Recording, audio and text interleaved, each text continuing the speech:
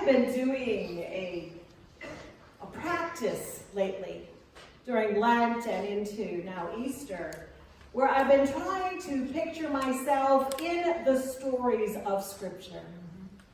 I think sometimes we just read Scripture and we hear the words and they become so familiar to us that we just take them for granted.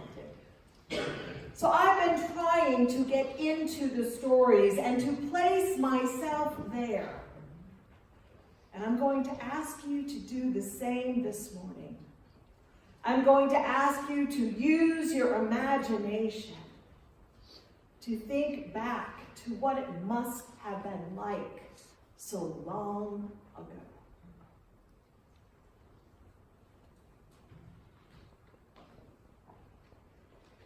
Is there a word that can describe grief that takes over your body so that it even seems hard to breathe?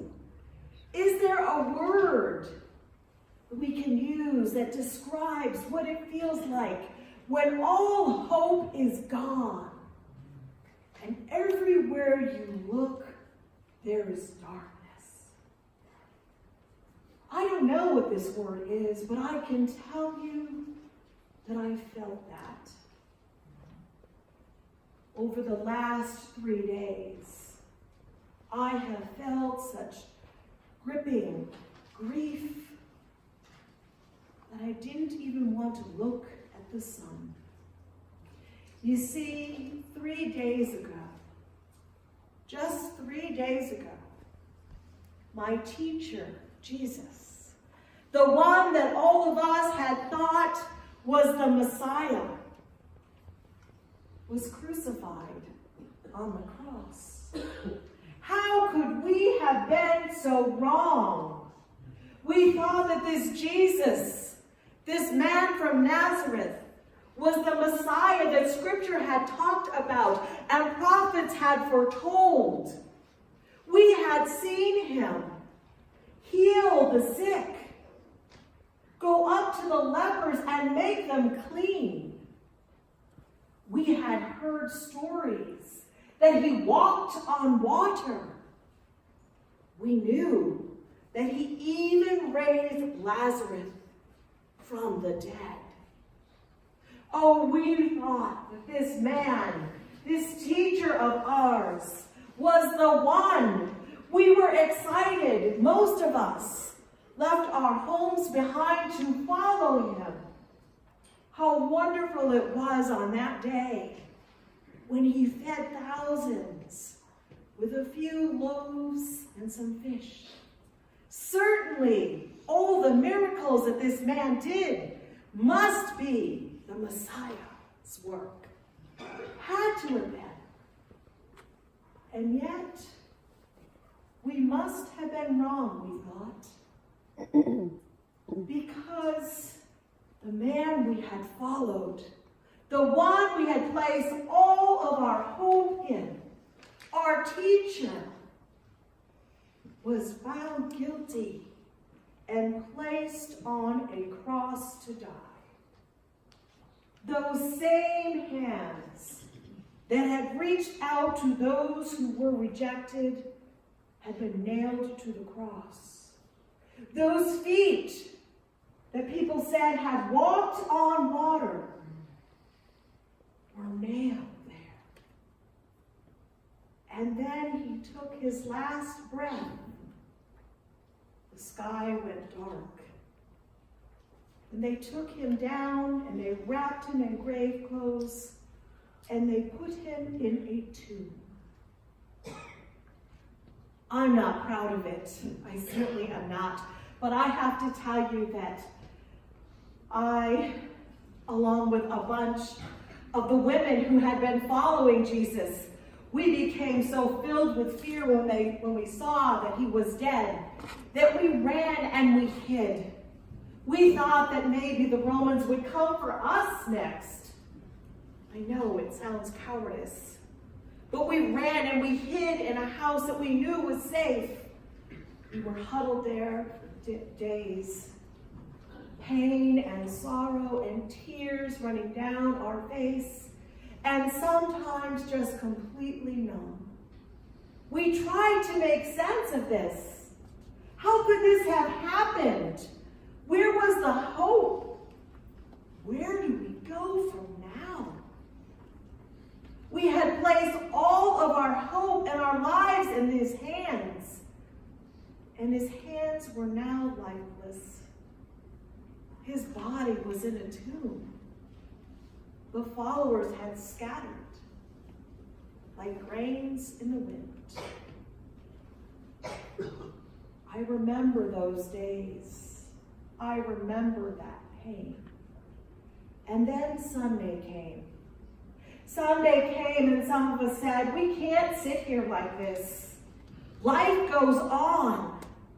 Let us take some spices and some ointment and some perfume. Let us go and tend his body. It is the very least we can do. And so we got up very early. We gathered our things and we went to the tomb. But as we approached the tomb, we knew something was not right. For the gigantic tomb, the stone that was in front of the tomb, had been rolled away. Oh, we cried, how could this get any worse? They've killed him, and now what have they done with his body?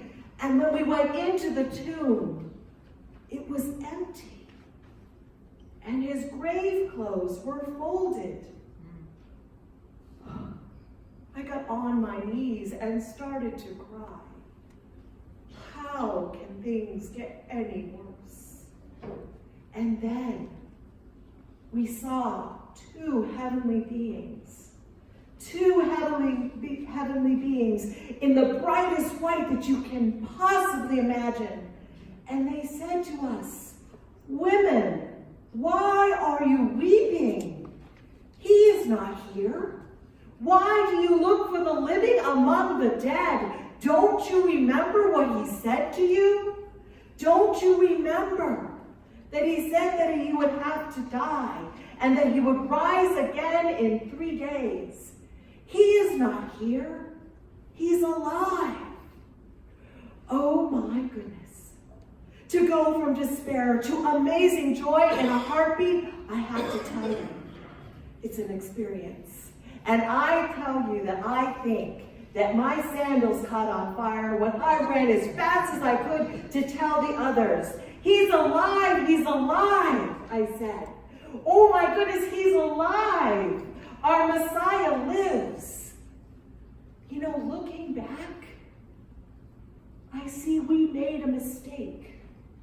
You see, the Messiah that we had hoped for was too small.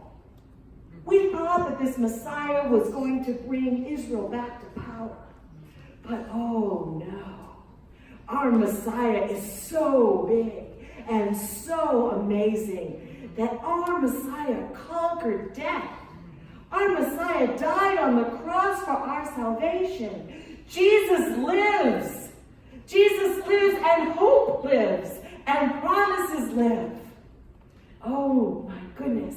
He promised us that he would live again, and he did. I know some of you come here today, and you're filled with fear, or you look at the world and you see hopelessness.